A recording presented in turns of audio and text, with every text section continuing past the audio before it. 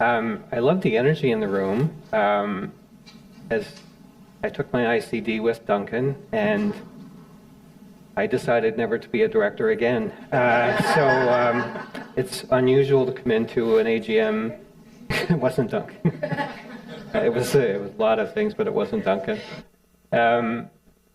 I just haven't seen this level of energy, which is really nice to see, and that makes for a great working environment. So this morning, I want to first and foremost thank you for having me back. It was 3 years ago that I spoke the first time. And what I want to recognize is the incredible leadership in this room. One, for MJ herself, for looking at why don't we go ahead and actually do a study of the industry. Very few, almost no other industries have done that. And the response that we received from the survey and the analysis was incredible. More than 700 frontline employees took time out of their day to go through almost a 20-minute survey because I like a lot of questions.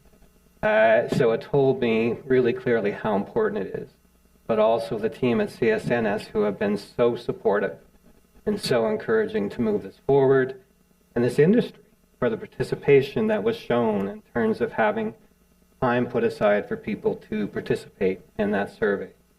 So I just want to recognize that leadership that is clearly in the room with a lot of courage to do that. As MJ mentioned, I live with complex PTSD. So that is something that I'm never going to be cured from. It's something that I learned to live with.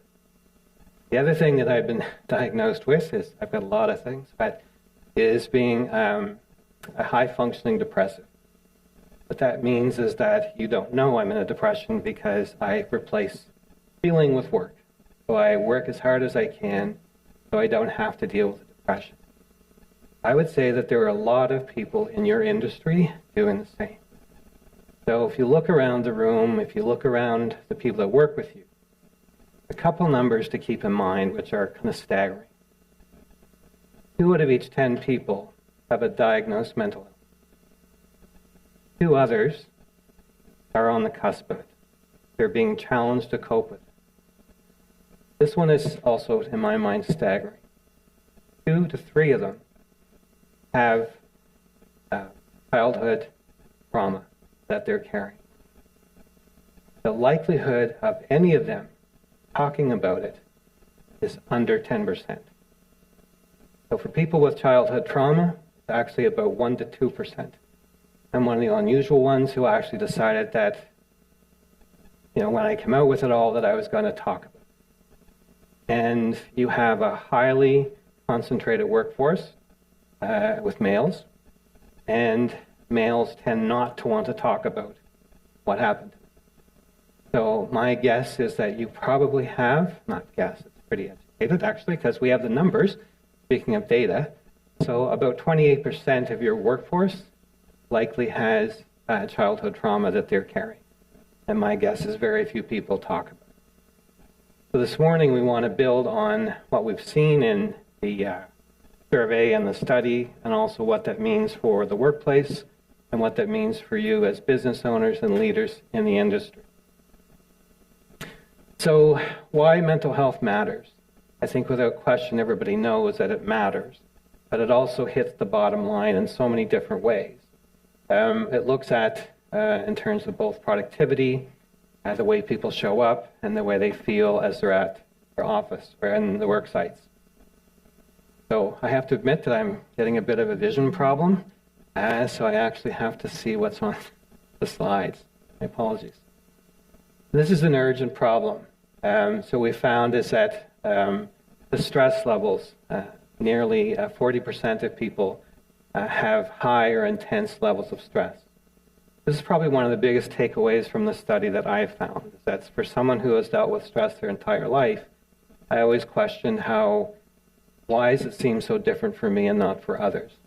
The one thing we found is that for people who had a high or intense level of stress, they don't see the working environment as 20% worse or 30% worse. They see it as 225% worse. So they see what's happening around them as twice as bad as it is. So when you hear about people talking about catastrophizing, this is where it comes from. Someone who is under that high level of stress, and again, more than a third of your workforce are in that zone, they see their circumstances as not just a little worse, but twice as worse. Twice. So this means it puts a lot of pressure into the work site. Managers themselves are the linchpin of how work sites actually are mentally healthy or not. They are also the most highly stressed group of all people in the industry. They have the most on their shoulders. That raises turnover risk. So the more that I face stress every day, the more I start wondering if I can handle it, and the more I start thinking about going to other jobs or other positions. The hidden opportunity, though, and this is what came through despite all the stress levels and other factors that we looked at, is how much value people found in their work. Purpose, more than 80% on the purpose side. Role clarity, people knew exactly what they were there to do and how to do it. And belonging, they felt they belonged there. So that's a hugely positive work environment in the sense of people really strongly felt that they were contributing. What was really interesting about this is though it was individual, not team. So most people felt individually that they had a purpose to fulfill and they were doing that, and they felt that they were there to do what they were trained to do. When you move it out to the team and the organization, the numbers fell quite a bit. The critical insight here is that awareness isn't enough. One thing we did find is that the stigma around mental health in the workplace came in at 49%. So typically industries run around 70 to 80%, meaning it's really not healthy to talk about, or not accepted to talk about mental health. But in the construction industry, it is. However, that hides something. Nearly 50% of workers do not feel comfortable sharing their challenges with mental health with the people they work with or the people that they report to. A lot of comments made about, it's talked about, we just can't talk about it. So you can't share what's actually going on with you. So this is a big gap and something that really needs to be covered.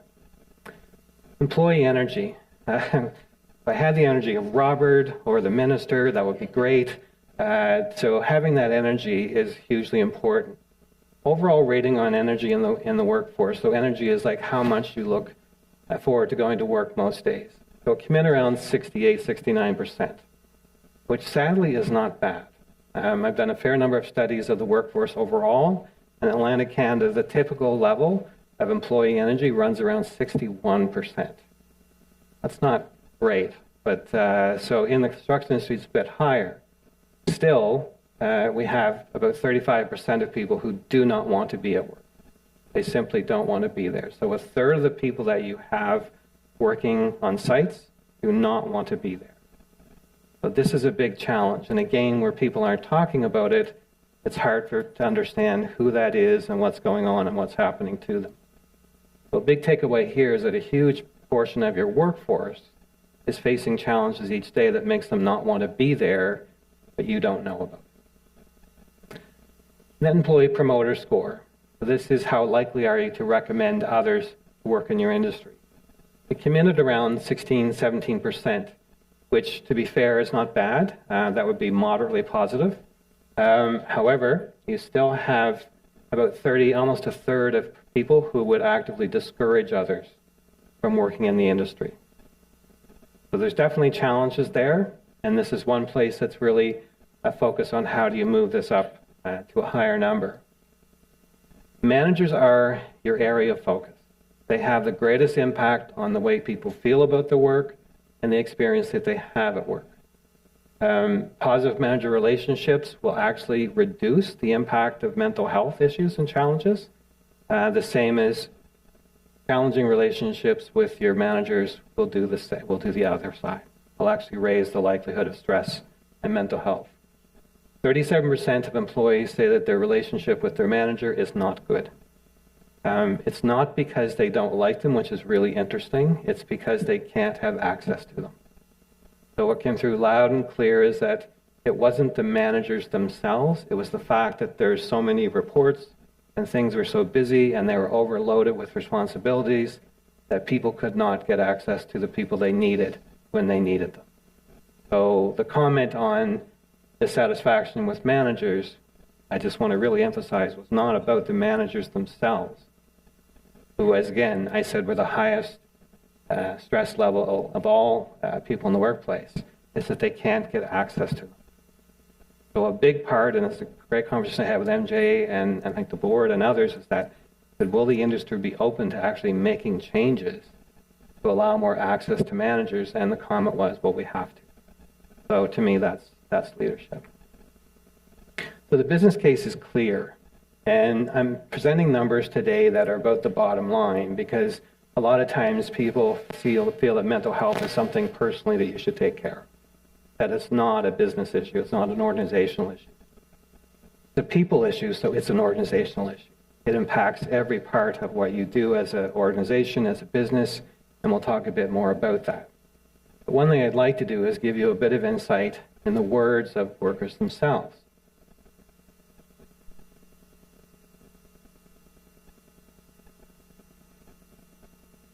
Told to be patient, which is not one of my virtues. One more click. Construction is one of Nova Scotia's most vital industries, employing thousands and literally building the future of our communities. But beneath the hard hats and safety vests, there's a growing concern about mental health. Recent research reveals that nearly 15% of construction workers report poor mental health, with over 36% experiencing high levels of stress. The challenges are real, but often invisible. Today, we're stepping back from the statistics to hear directly from the workers themselves. These are their unfiltered thoughts, their experiences, and their ideas about what would truly make a difference in supporting mental health on the job site. What they have to say might surprise you, and it will certainly help us build a stronger foundation for change. The data shows that employees with a voice who feel heard in the workplace experience significantly lower stress levels. Simple weekly conversations between managers and team members have proven to be the most impactful change possible. Having more support at work, we're short-staffed and the workload is extremely busy and demanding, not having ridiculous timelines to finish jobs. The quicker you get a job done, the quicker they want you to do it next time. Just as every morning companies have safety meetings at the end of a week, there should be an hour for mental health talk. So that entire teams have to attend, and so everyone understands that people take in and process information differently and how mental health issues may not have affected you but affects them. Over half of all employees, 52.08%, feel that mental health support doesn't meet their needs, pointing to a significant gap between awareness and action. Mental health is talked about in safety meetings, but it's all smoke and mirrors. Once the meeting is over and the client walks away, everything goes back to status quo. Access to tangible support.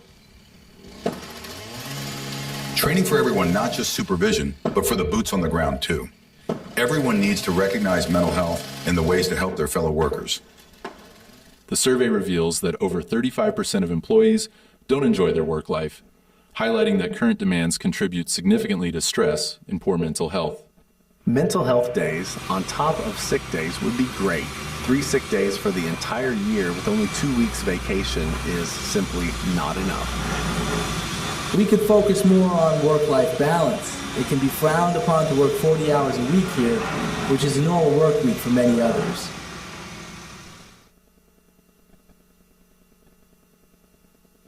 Nearly 35% of workers report a perception of discrimination in the workplace, which is strongly linked to poor mental health outcomes. Mental health support, coupled with creating environments where everyone, regardless of race, gender, or creed, feels accepted, is absolutely crucial to your success. Changing the way some people or supervisors view mental health as a weakness, the old school ways. If the younger generation would get the proper support when they try to prevent the old school culture from prevailing.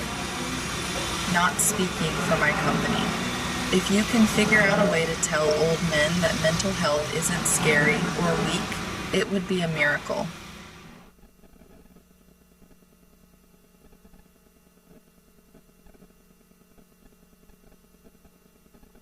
The report found that the relationship with supervisors has the highest correlation to mental wellness. Supportive managers who connect employees with their teams significantly improve overall well-being.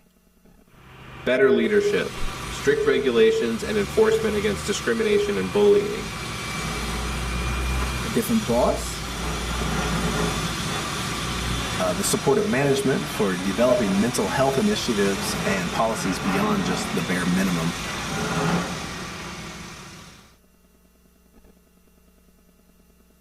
The research shows that 68.8% of employees link financial security directly to mental health, and many see better compensation as essential to alleviating financial stress. The only real thing would be if the government lowered taxes and the prices of living. That's what causes the stress everyone is having. Wages to go up and taxes to go down so people aren't struggling to survive and put a roof over their families' heads. Highest cause of stress in the workplace in Nova Scotia is wages compared to the cost of living. A lot of residents can't afford basic needs.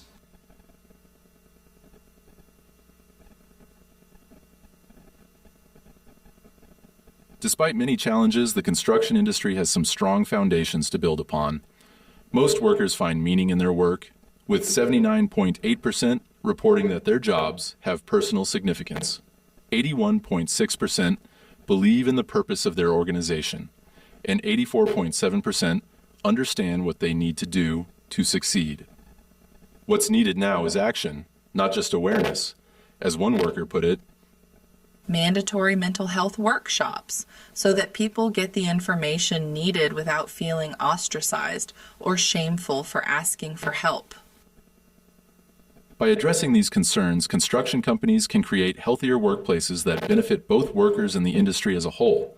The path forward requires commitment from leadership, but the rewards, improved well-being, higher productivity, and better retention, make this investment worthwhile for everyone. Thanks for tuning in.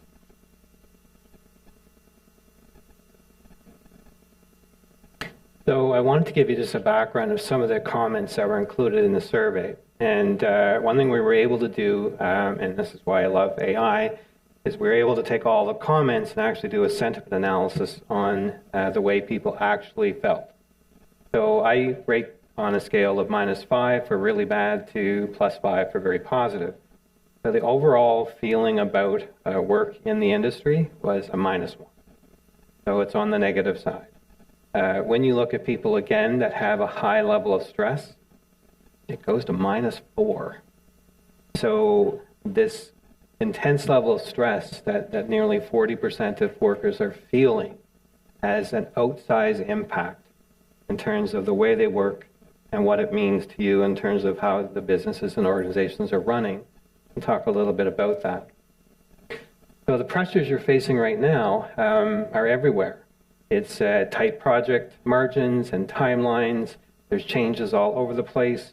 So it becomes more and more difficult, and there's external economic pressures like we've never seen going on at this time. So a lot of times in the past, where we could escape some of the stresses of work, we can't. It's just all around us.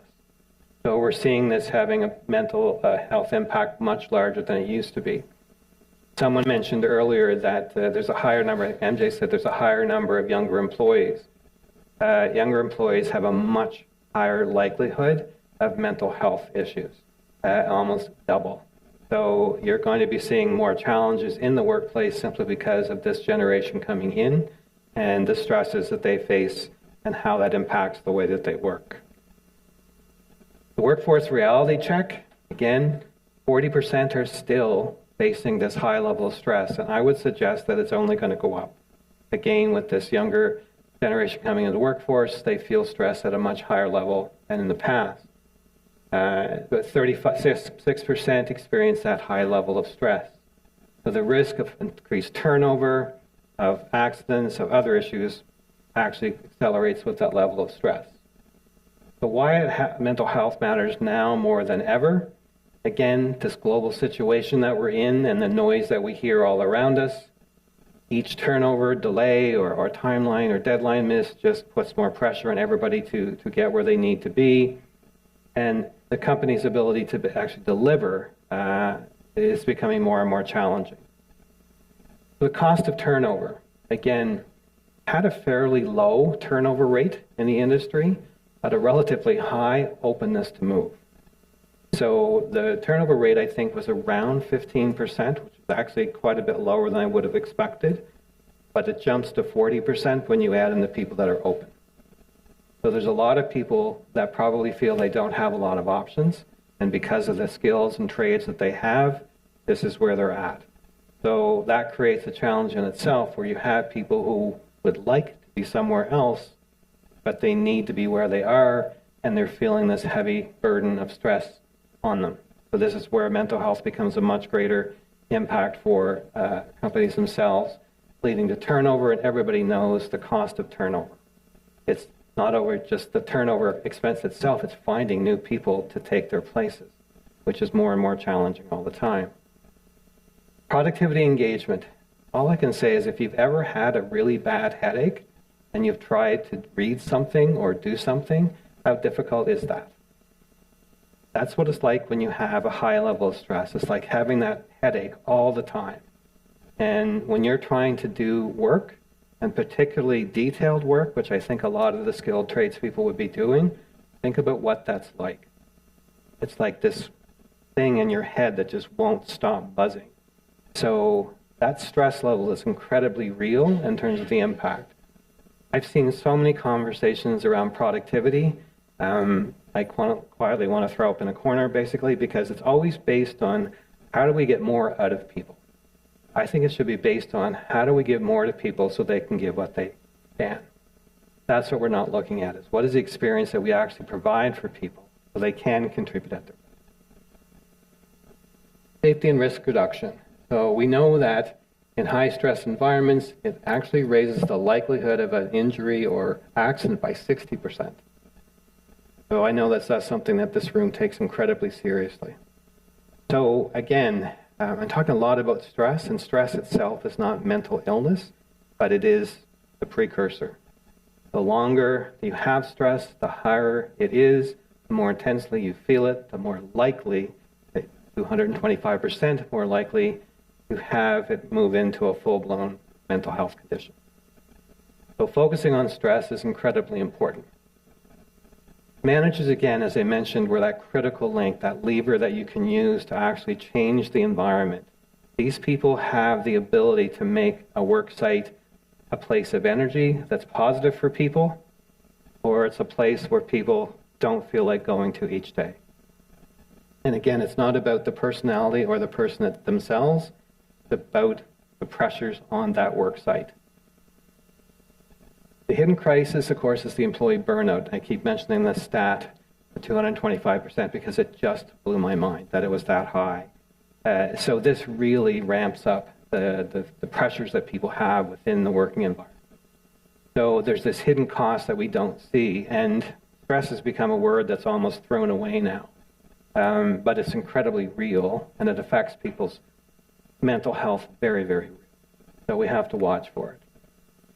This openness gap, this is something that came through that really took my attention. And I am a data guy, so I like the numbers too, and I like the numbers with decimals, which of course can annoy people. I always put the point in there. But what we found is that although the stigma around mental health was relatively low, around 49%, there was a huge feeling that you could not talk about your mental health to colleagues or to particularly your supervisor or manager. In fact, it was a negative, so negative 24%. So that meant that there's a much higher likelihood that people will discourage or feel discouraged from talking about what they're going through than they would be to be open about it. So what came through in a lot of comments was that the discussions around mental health were checkpoints. So people wanted to check off a list that they'd had the mental health discussion. So yes, there's a lot more conversation around mental health, but no, it's not actually opening up the ability for individuals to be able to share how they're feeling and how it's affecting them in the workforce. And that's something that we really have to focus on. So the strength you already have, like I said, there's so many people that feel a great deal of sense of purpose and meaning from the work that they do. They love what they're actually providing. And we had a question about the value they provide for customers. It's huge. So people get a lot from the work that they do. It's just the work site that they're not too happy with. And that's something that you can definitely make a change and have an impact. So the key takeaway here is that your business depends on mental health. It depends on how people feel about going to work every day. I had someone ask me a few months ago, I was like, do we really care about how happy people are? We're not measuring happiness. We're measuring well-being. We're measuring how people feel about themselves and about the impact of the work on that perception of themselves. That's what we're talking about. Happiness is fleeting. Well-being is something that can last. But that's what we want to be focused on. And it has a huge impact, like I said, on every part of the bottom line that you want to look at, from productivity to profitability, any other factor you want to look at. The more you provide a work environment where people have positive energy and feel good about themselves and what they're doing, the more they're going to be able to contribute to the workplace. So what to do next? Practical steps. So there's a lot of companies in this room who've actually made moves forward. And I took a look through, Shannon was kind enough to share with me a number of the different initiatives that people in this room have gone ahead with. And I'm not going to mention names, but I just want to give a little bit of background. So what are people doing? So what are businesses actually investing in looking at mental health? So there's formal mental health programs that people have looked at. There's an informal supportive action, which I think is probably one of the single best things you can do. And then there's direct leadership involvement, which is, of course, always necessary. So some formal best practices are investments in psychological safety. Psychological safety is one of the best measures of how healthy an environment is for someone's mental health. So actually providing training for people and ensuring all managers and supervisors have that type of training, I think is an incredibly positive step forward. Makes a big difference for people. Making mental health first training something that's necessary for everybody. One thing was, one of the comments that you heard was that everybody should have it. Yes, it's not just managers, supervisors, it's everyone. There's so many people in the workforce that are struggling with what's going on with them, and most of them have probably been trained not to talk about it, so they're holding it in.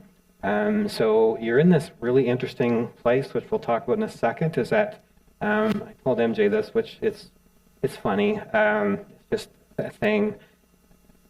You want to get men to talk about how they're feeling, get them to move. Usually they're probably running away from you, but if you want to get men to talk about how they feel, it's been shown that men are more likely to be open if they're moving. You're on work sites where people are moving a lot. So you've got a nice kind of built-in platform where you can talk to primarily a male workforce about how they're feeling. So I add that for what it's worth. So these type of formal programs make a huge difference. One of the things that so many managers have come back with is that they're scared of the conversation. The worst thing they want to hear is someone coming to them saying, look, I'm feeling like I've got this challenge. Like, okay, don't talk to me. Like, so there's someone else you can talk to. So training managers on how to have that conversation, and I've done a lot of discussion around what does that look like. And I always say, like, it's two different conversations. If someone comes to you, you don't have to solve their problem. They already know what their problem is likely, and they just want to talk about it. All you have to do is really simple, listen, and just simply validate what they said. So the easiest conversation you can have with someone who is sharing that they're facing a mental health challenge is to listen, to just validate what they're saying, and to say you'll help them through the programs that you have to find a way forward. It's not your responsibility, and no one needs you to solve the problem. I've had so many people tell me that they want to help me be better. Well, so would I, but it's up to me. It's going to be up to me to do it. I've got this incredible therapist that I see twice a week. I've seen him for 10 years now.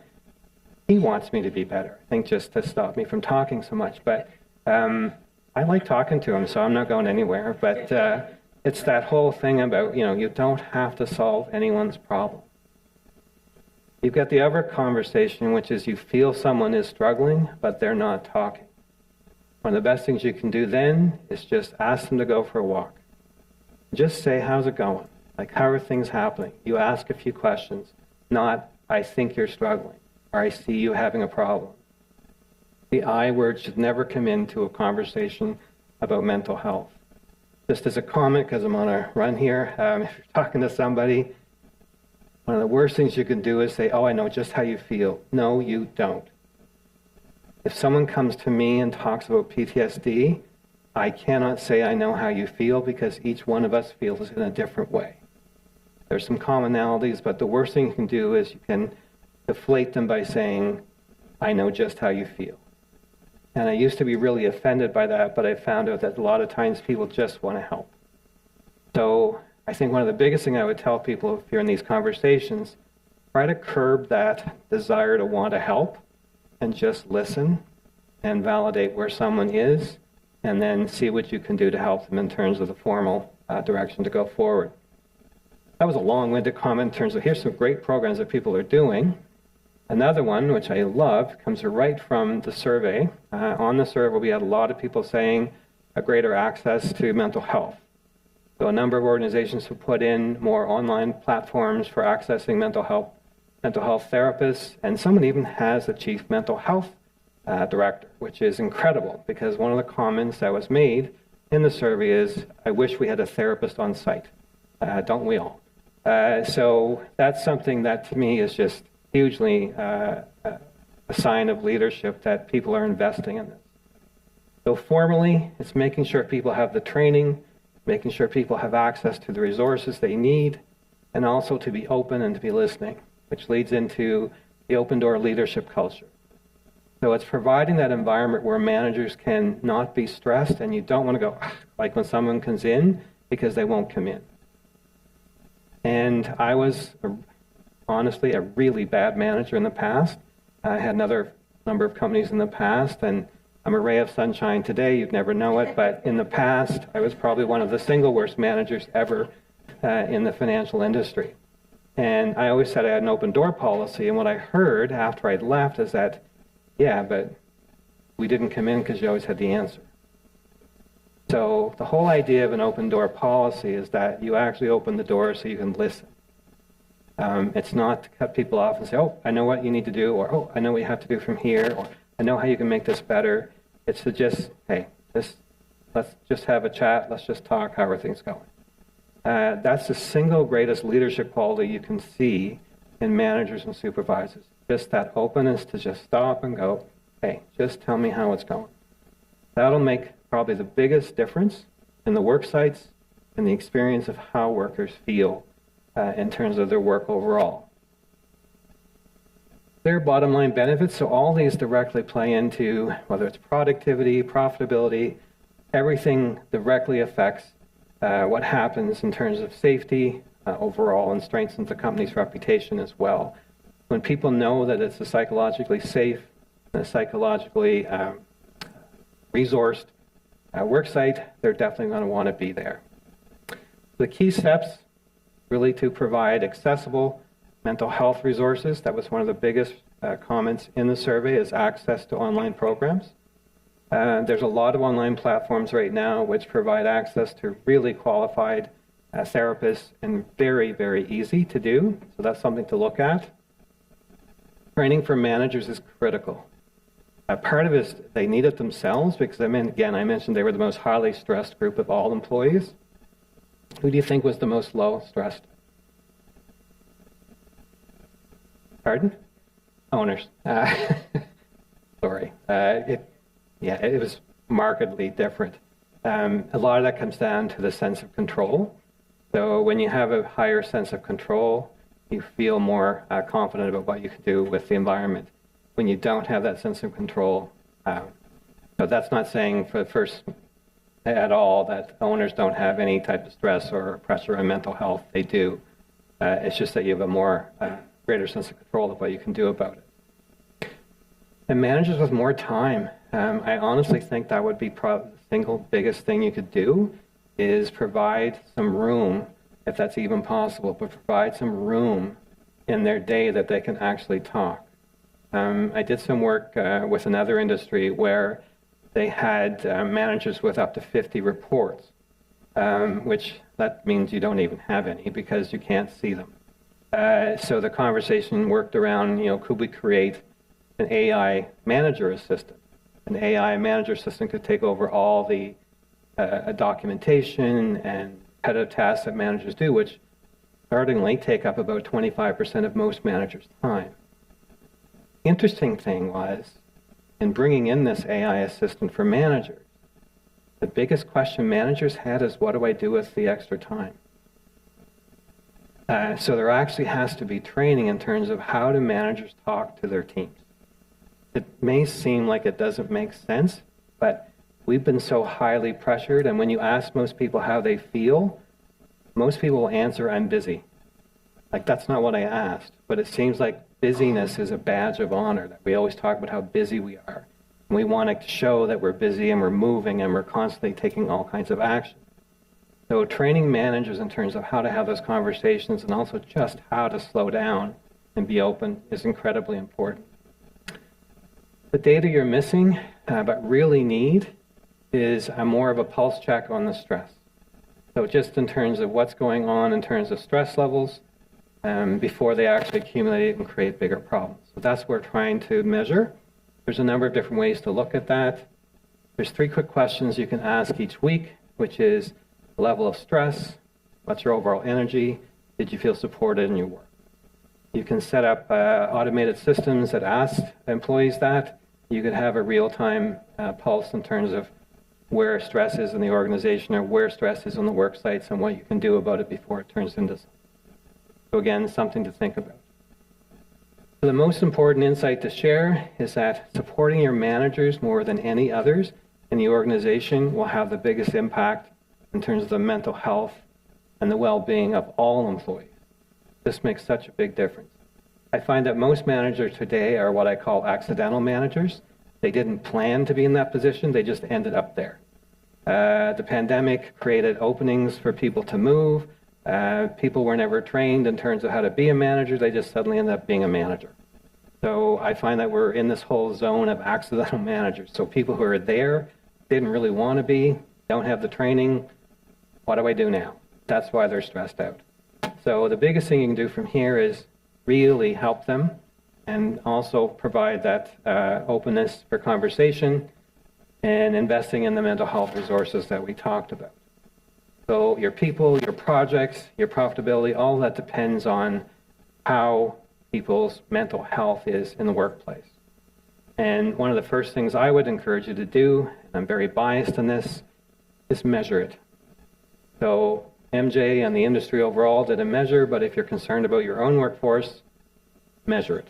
Find out where people are so you can make the decisions you need to make. Again, someone with a mental illness never likes being told what they should do. Here's what you could do for yourself. I usually have 2 words for that when people tell me those things. And it's not thank you. So the worst thing you can do is decide for them what you should do. If you measure it by surveying them, getting opinions, you can do it anonymously, people can say what they think, then you'll know exactly what they're looking for and provide specifically what would help them, and they would have been a part of it, and they will appreciate it. So that is what I'm going to talk about this morning. I'm open for any questions. As you can notice, I don't have a lot of filters, so I'll answer any question you want. I'm more than open, so any questions at all? Yes? Yes. It's funny, someone asked me of all the things I've done, what I miss. I was in a group therapy session for about 2 years. I really missed that. It was just for a 2-year period and it stopped. But hearing that someone else is going through the same thing you are makes such a difference. So having support groups, yes, I think it's one of the best things you could do. Very much so. Oh. Sorry. Any other questions?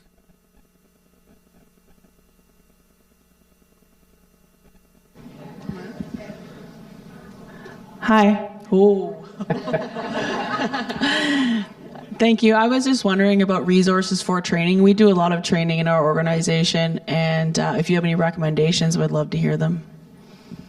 That's a great question, which I don't have a good answer for. I do have a good answer for, because I know CSNS was developing those courses.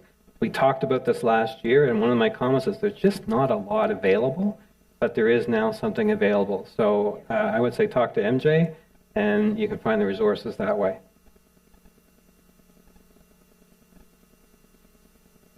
How have you found the relationship between HR and safety? With being two separate groups in a lot of companies, it tends to be HR that grabs onto this stuff and runs off on the side. Like we've tried to overlap a lot in their office and tie it in, but I guess, what's your experience in seeing the data?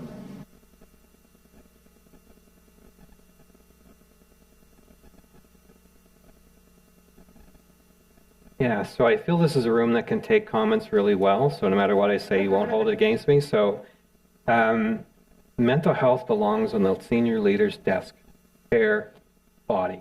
That's where it belongs. It's not there. Usually it gets moved off into HR. HR wants to do things, but they're overwhelmed by all the other aspects that they have to take care of. Safety often is a different part altogether. My comment is always, whoever is the president, the CEO, whoever's the senior leader, mental health belongs in your portfolio. And that's what you should be looking at. And unfortunately, we don't see that a lot, but that's where it should be. Thank you. I wanted you to have I had the mic for the ending. I thought. And any other questions? Good test you're running, Terry. Thanks. I was curious about kind of the demographics of who answered the survey. I know you talked a lot about mental health and the comfortability of men speaking. Did you have many women answer the survey, and did you notice a difference by gender? So that's a really good question, because I spent a lot of time on this. One of the other pieces that came through, which we didn't talk about, was there was a high degree of discrimination felt within the industry. So I immediately thought it's going to be gender, orientation. It was not. The experience of all employees, regardless of age, of gender, orientation, seemed to be about the same. There was no significant differences. And I will tell you, I spent 4 days going through the data because I was fascinated as to why is this not working out the way I thought it would. And all I had to do was talk to MJ, because I said, like, there's this big discrimination issue. And what it came through is I took everybody who had rated high on discrimination and took all their comments out to find out what was going on. And it's about the way you work. So if you're not willing to work overtime, if you're not willing to work as hard as you can to always be on, you are going to be discriminated against. And it was right across the board, like I said, regardless of demographics. And I have to say that was a really surprising finding. And it says a lot about the one comment from the young lady that was speaking there, is that we have to look at working a different way. And that's for everybody. So the answer is no, I didn't find. I do question that, though. The industry was represented as it is. So we had as many women, percentage of women responding as there is in the industry. So it was a really good study. One thing I'll mention too is that this is getting technical, but standard deviation was one of the smallest I've ever seen, which means the level of agreement was the highest I've ever seen. So when we look at these numbers, the standard deviation was only 0.5, which is like we typically would see 2. Like that's a typical standard deviation, like x plus or minus 2. This one was x plus or minus 0.5. So that said that what you're seeing, that's what it's like. A high, high level of agreement. More? Thanks, Michael. I love your comment around the senior leadership aspect. It really, in my work I work at Roy Thompson, and I work with leaders. And what we see is that it really pairs back to owners, yes, presidents, CEOs. And I find that those businesses, private, public, small, medium, large, that actually have people as part of their strategic pillars, you generally will have a higher chance of seeing that value on people and employee wellness than exuded throughout the business. So the other piece I wanted to share is that I've seen, not very often, but I've seen that those owners or CEOs who do value people in that enhanced way, they are now coming up with ways to incent their senior leadership table from a compensation standpoint, where they'll have incentives, right, to place that value on time with their people. And, you know, connected to that are leaders that are really ultimately relationship focused and empathetic, right? So pairing it again back to recruitment. Any businesses looking to recruit leaders, ensure that you are looking for those attributes, because those are folks that are going to probably give you a higher chance, higher probability of really focusing on that wellness of your staff and employees. Thanks, Amy. And one thing I'll mention is that another study I did last year was called the Mindset Project, which is looking at entrepreneurs and mental health and the impact on their decision making. So what came through very clearly, and this is a study I'd done 10 years ago and updated last year, the numbers stay the same. About 2/3 or 64% of business owners face or have a mental illness during their working year. So again, most of them will be high functioning, which means they will just use work as a way to avoid dealing with the problems they have.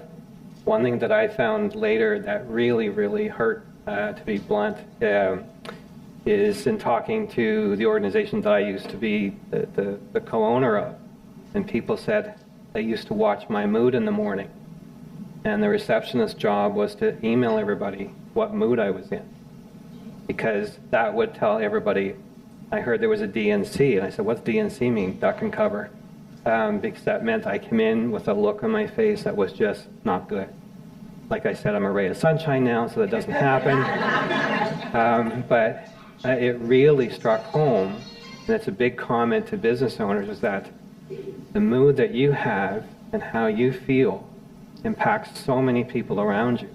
And if I go back to your comment about the senior leadership, if you think about a senior leadership team of 8 people, 2 of them have a diagnosed mental illness. Mental health does not discriminate any factor.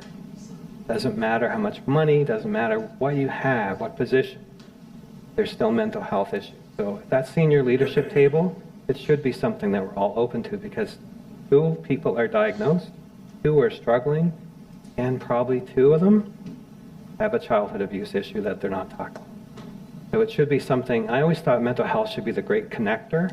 It still tends to be a divider. All right. Yes. Sorry. Hi.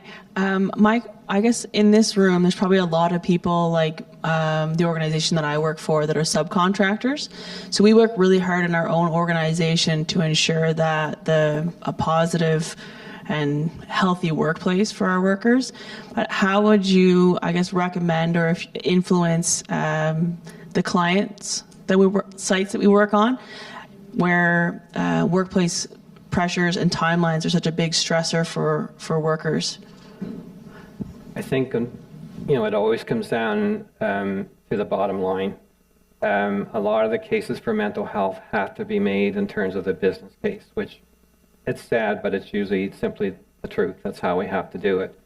So my understanding of the work site would be any type of delay is a big problem. So providing a healthier work environment would mean less delays. There would be less accidents. And I know if there's an accident, aside from the trauma to the person and to their family, it would be the site closes.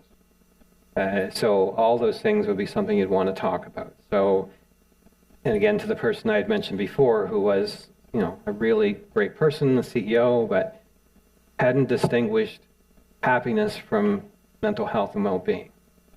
And it's not about happiness. It's about providing people a safe place where they feel good about themselves. That way they won't have injuries. That way they won't have delays. That way they'll actually understand what you're trying to do and help you do it. So I always would relate it back to that bottom line. It seems to be the only way to do it. But having said that, I'll take another hit at senior leaders. People on the work sites can only do what they're given room to do from the senior leaders and owners. If the owners are constantly placing pressure on what needs to be done and by when, the supervisors enforce them go, I'd love to do that, I just don't have the room to do it. So I would squarely go back up to the owner, to the senior leader, and say that's where it has to change.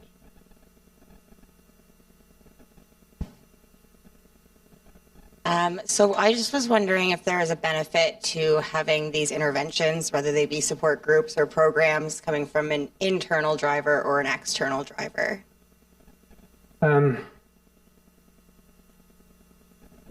think it should come internally first, probably with an external facilitator to help get it started. I worked at one organization, I was there on contract, and they asked if I would help them with the mentally healthy workplace, and which I was happy to do. But I said it has to be, like, you have to do this. It can't be bringing in someone like me to set everything up and like to move it. I said, I can give you the data, I can give you what people look for, how to structure it, but it really should be done internally.